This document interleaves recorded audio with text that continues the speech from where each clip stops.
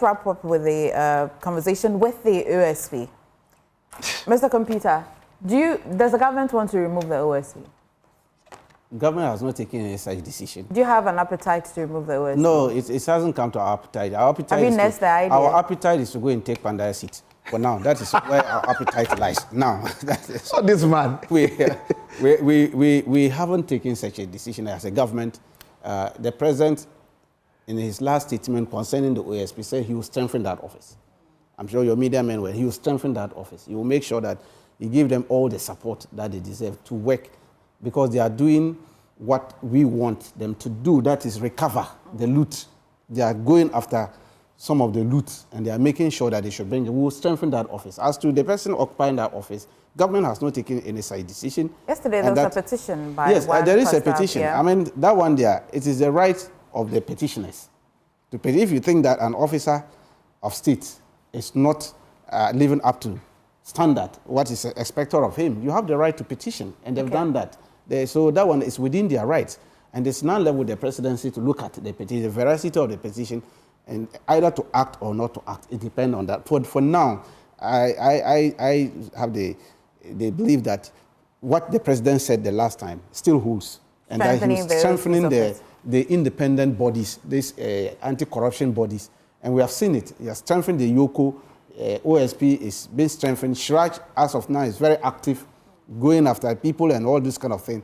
And other bodies too are up, and they are doing their job. It's an exciting time to be a Ghanaian under His Excellency John Dramani Mahama, not to interfere in their operation. We just want them to do their independent work. Okay, let me go on Zoom. Dr. Asante, and we'll be wrapping up with this conversation. And so I'd like to hear from you. I do not recall your assessment of the OSP yet. I know that you have had a few things to say about his performance in our previous conversations, but just yesterday we saw that there's a petition to remove him. How does this come to you? Oh, everybody has a right to petition when you think that a public officer is not doing what is expected of him. So you have that. But as to whether your case will be upheld by the day, will be left with a body that will look at that, and then the ultimate person who will make a final determination of all that. So for me, those things are things that are in line with due process. I have no problem with that. You can petition, you can be successful or not. So we'll wait and see how things go. But a little about the religion, faith, and schools and public places. I am looking forward to the Supreme Court ruling because the relationship, people talk and you see more conversation on Christianity, Islam. What about people like us, traditionalists? Do we have a place in the secondary schools? Do we also have a place in public realm? I recall in the PNDC era, Rawlings era, one thing that you see is that you see prayers, national occasions, prayers and Christian prayers, traditional prayers, and then Islamic prayers. These days, I don't see that. And the Supreme Court ruling will give us a sense of how we conduct this. Because sometimes it's worrying. I have been in a meeting by top academics. And then they asked me, I was a small boy, if you like, in that meeting. And I said, Dr. Asante, do you want to give us a prayer? And I said, I'm sorry. What type of prayer do you want? I'm a traditionalist. And so what do we do? And they accepted my position and my faith. And then I said that we should observe, we should have a minute silence and then recite what we want to recite based on our beliefs. And that's all. The level of tolerance at that meeting was very nice. Okay. But what we see in public realm these days raises a lot of concern for us. So I am happy that what has happened in Achimota, other places, the Supreme Court is looking at it, and then they will come out with something that would define the frontiers of how we look at religion and politics. Okay. Remember, they are very important in the realm of politics. The religion and then the politics is so critical, and you need to marry them perfectly. Thank you so much, Dr. Asante. Back in studio, finally, Dr. Bofe. Just to add to him, there are those who don't even believe in anything at all. They too have a right for our religious thing. MFA, the OSP thing, I am more concerned with the law itself than the occupant. My position from the very beginning when that bill was presented to Parliament before it became an act, similar to what we now call IOCO, SFO. It is not supposed to be there if we are fidel or we are faithful to the law. You cannot amend Article 88 by any act of Parliament whatsoever. But that's what we have done. It has to be a referendum to the people, and the people must decide.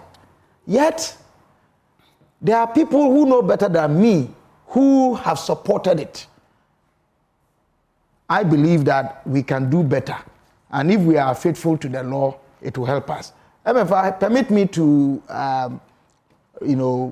publicize something very important that took place yesterday at the residence of the former President John Agyekum Kufuor, which is the Mentor Coaching Academy launch or conversation, a joint project between the John Agyekum Kufuor Foundation and the British Council, aimed at bringing together people who have had experiences elsewhere and even in this country who are leading in various positions in media, in academia, in industry, in the priesthood and all these things, serving as mentors for young people who are coming up. And the Ministry for Youth and Special Development was ably represented by the, I think, technical advisor to the ministry, the Office of the President. They came in from the Chief of Staff's outfit. We had people from academia, University of Ghana professors and civil society organizations. I happened to be there as a guest or part of the limited people who were invited. And it is looking forward to being launched properly next year to see how we can bring young people growing up to pair with people who have accomplished something. And something remarkable that was said there, to institute value system that will drive the entire thing. And key are persons with disability who have made it in life, serving as mentors to others who are coming up, to allow for what theorists have called the mimicry effect, where you see people who have made it and you are encouraged to also climb up to be where they are. So we say a big thank you to the former president who, even in his retirement, is doing so much to help build our country. And we all have a part to play in making this real. One thing that we need to focus on is a traditional society, our chiefs.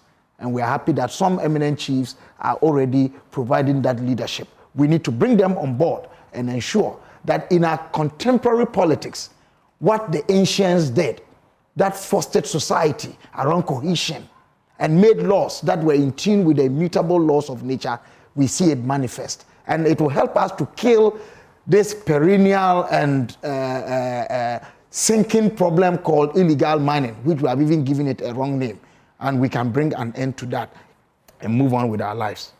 Thank you so much, Dr. James Bomfe. He is CEO of Census and lecturer at the University of Professional Studies.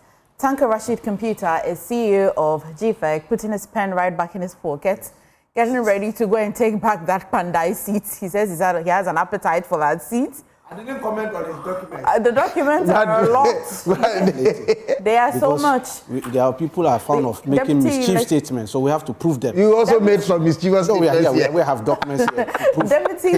Deputy Director for Elections for the NDC, also joined by Zoom by Dr. Asa Asante. He is a political scientist. You find him at the University of Ghana. He is your teacher? Oh, okay. You were in class this morning then. All right. Thanks for joining us for the news review. Please stay this more on the show.